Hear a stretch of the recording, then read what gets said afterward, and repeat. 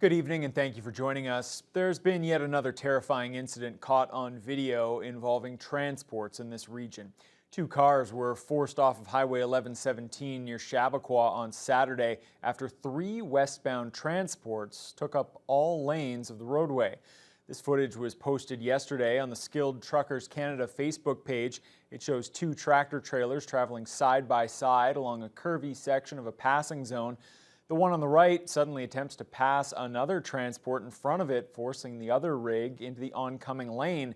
Two passenger vehicles narrowly avoided a head-on collision by veering onto the shoulder of the highway. An administrator for the page, which shines a light on unsafe highway drivers, says the two transports likely both maxed out their governors as they approached the slower transport, and neither driver was willing to give in and slow down. Local MPP Lise Vaugeois says it's another example of the need for better training rules for truckers here in Ontario. It's terrifying, really. If cars are being forced off the roads, that shouldn't be happening. We see three trucks competing with each other to try and get ahead where there's not room to pass. It's not something we can ignore any longer.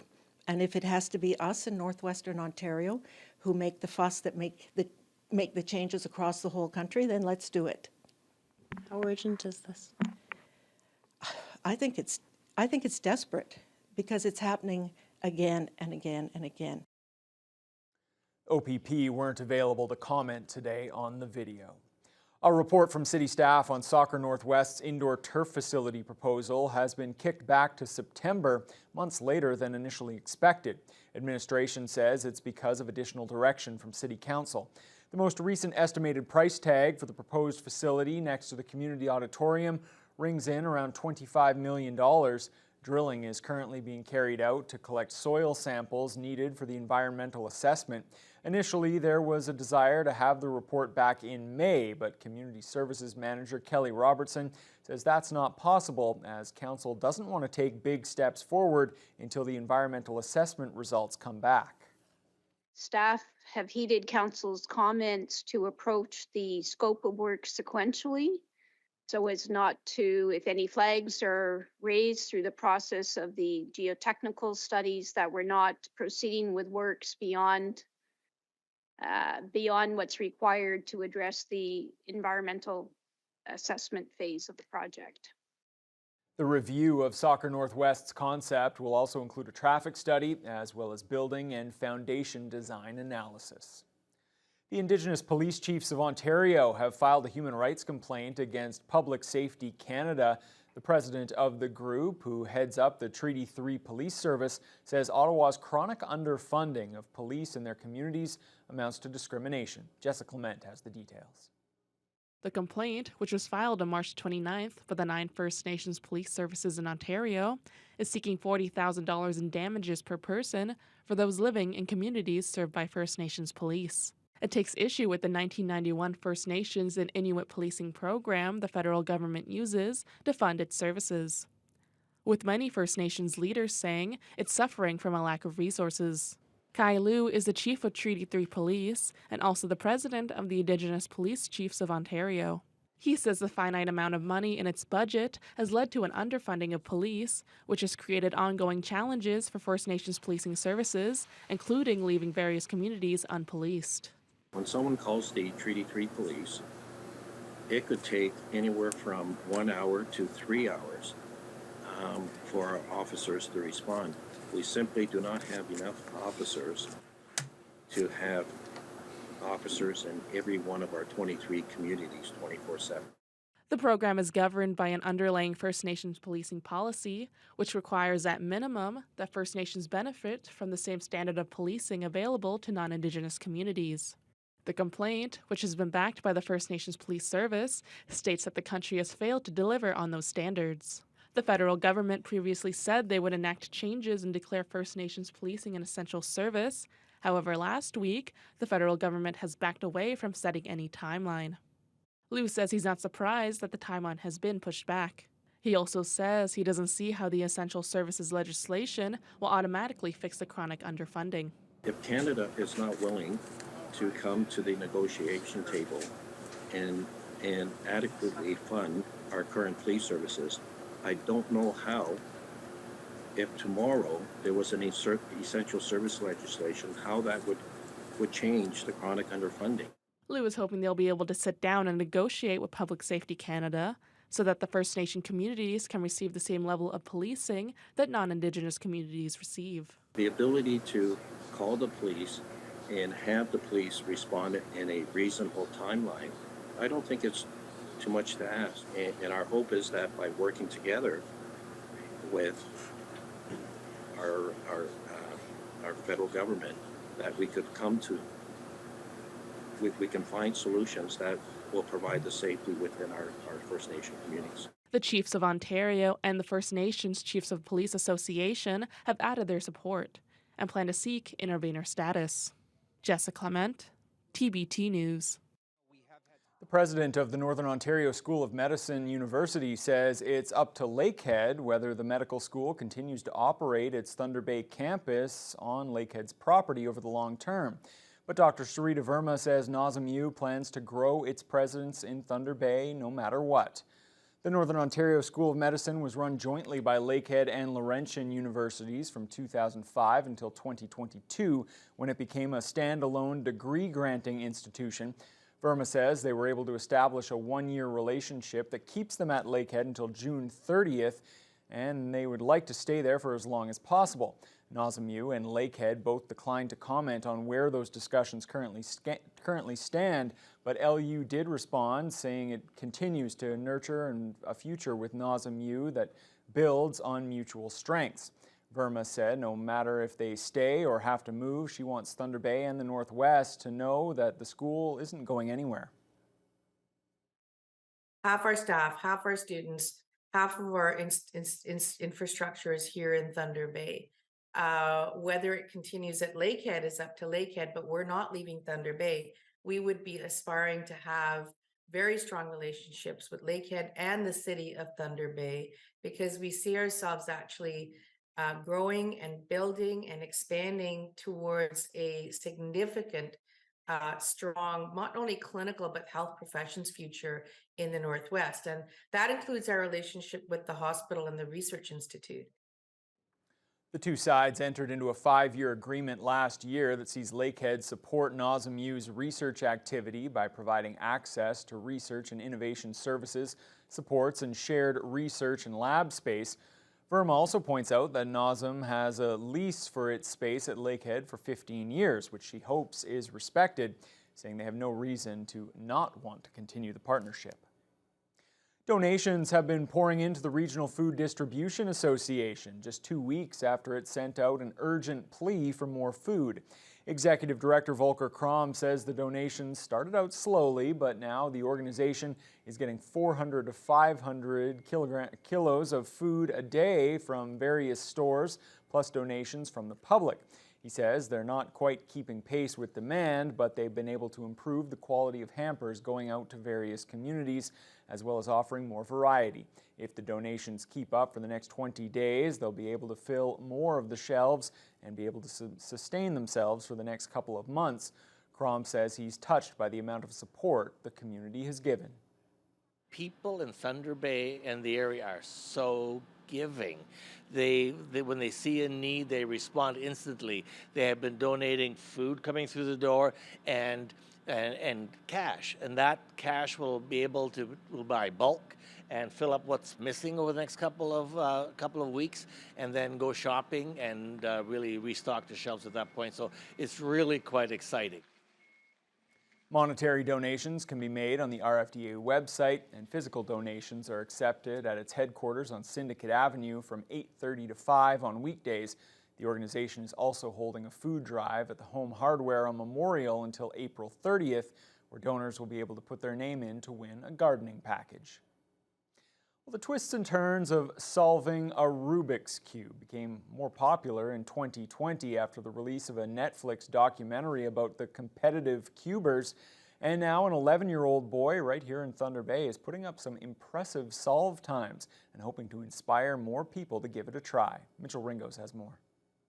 And this is Graham Bill. With over 1 trillion possibilities per cube, he can solve them in about 15 seconds. And it didn't take too long for Graham to get this fast. After picking up the cube 2 summers ago, he has steadily raised his times to unthinkable speeds. Graham says even though it isn't as popular in Thunder Bay, he loves the sport and believes anyone can pick it up if they really put the time into studying the craft. It's like reading a book. The cube notation, which is like R, L, U, D, F, back, it's all written on paper.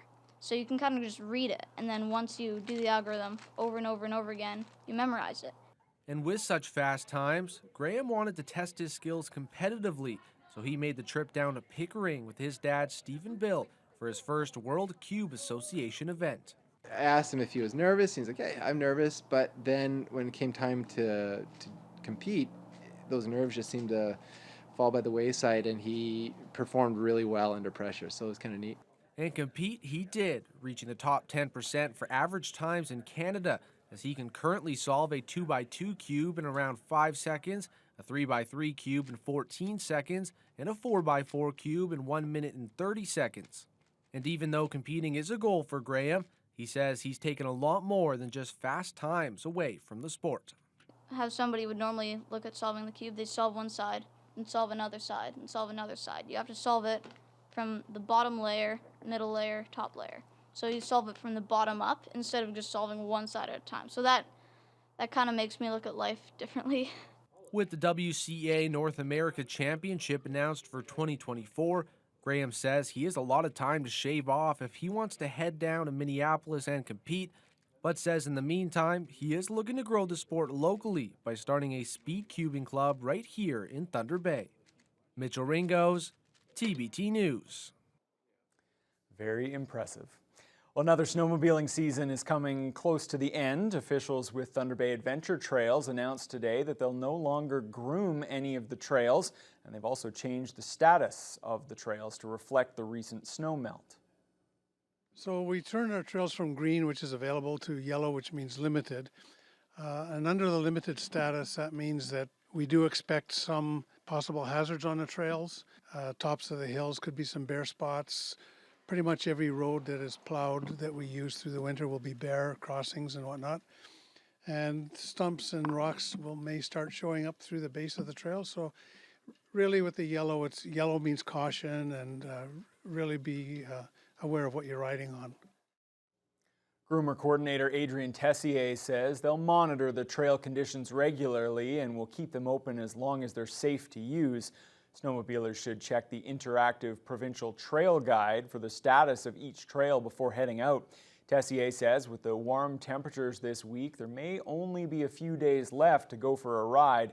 And after a slow start to the season, he says it's been a great winter for people who purchase trail permits. But once we got going and we got our trails groomed, we had an excellent year this year. Our trails were better than they've been for some time. In fact, this is the first year for a number of years that we've had every kilometer of our trails open. The trails within Thunder Bay Adventure Trails, every kilometer was open this year, and it's been a while since we've done that.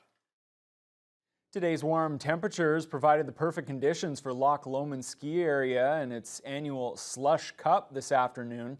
Hundreds of local skiers and snowboarders got the chance to do a bit of water skiing and try not to make a big splash. Mike Lang has that story. Look at this! We got a pilot flying through like nothing to it! Loch Lomond's annual Slush Cup was a great success. The ski area was packed with families and friends gathering to enjoy a beautiful ski day with the warm weather and the opportunity to get dunked in the Slush Cup. Down 2 single skis, let's see what's gonna happen here. Oh, wow! Wow, what a fall! 2 of them! Right over, head over heels, 2 for 2, let's go! How did it feel to get splashed in the Splash Cup? Well, you know, on a day like this, with the weather and the warmth, summer's come early, so it was a good feeling. It was great. Very refreshing, but beautiful on a 12-degree day. Like, my goodness, I'm awake, I'm soaking wet, my boots are sponges, but that was a lot of fun. Today, they're out in huge numbers. The deck is full, great crowd around the Slush Cup. It's a beautiful day at Loch Lomond. Of course, the warm weather meant it was a rare occasion to ski in not much more than a t-shirt or tank top. Manager Laura Woodbeck says they could not have been more blessed by Mother Nature. This Slush Cup this year is all about a beautiful day, a steep hill covered in snow and a big pond of water, and a whole bunch of great spirit. As you can see right here, we have a whole bunch of spirit at Loch Lomond for Slush Cup. It's 80s day and anything else you want to be day. However, Woodbeck hopes enough snow will be around to keep the hill open for one more weekend of skiing at Loch Lomond. I have a special event next week for the underground gym coming to ski, so I'm really hoping we're open for them, and I have a whole bunch of crew out to help them ski, so fingers are crossed. Mother Nature gives me yet another good weekend. What are they gonna do? Let's see some style. All right, look at that. Oh, onto the bareback. All right, good stuff. Mike Lang, TBT News.